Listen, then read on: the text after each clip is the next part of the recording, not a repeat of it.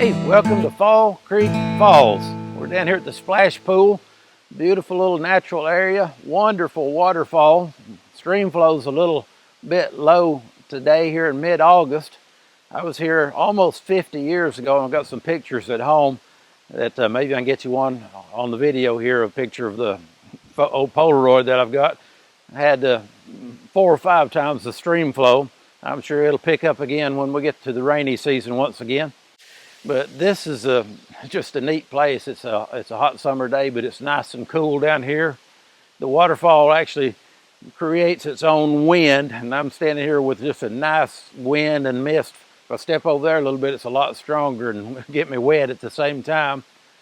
But this is the highest free-falling waterfall east of the Rocky Mountains, according to the literature, at 256 feet drop, and that's just the free fall portion of it.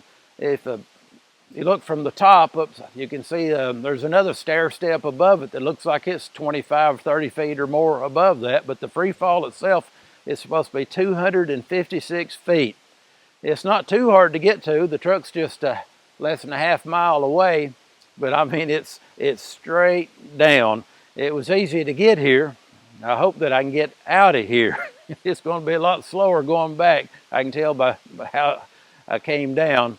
But I'm reminded of the psalmist that he said, I lift up my eyes unto the hills. And he said, from whence cometh my strength? My strength cometh from the Lord that made the heavens and the earth. So I'm saying, Lord, help me get out of this place here today.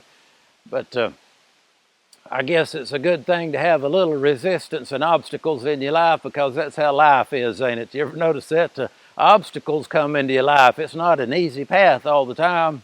There's a resistance to it.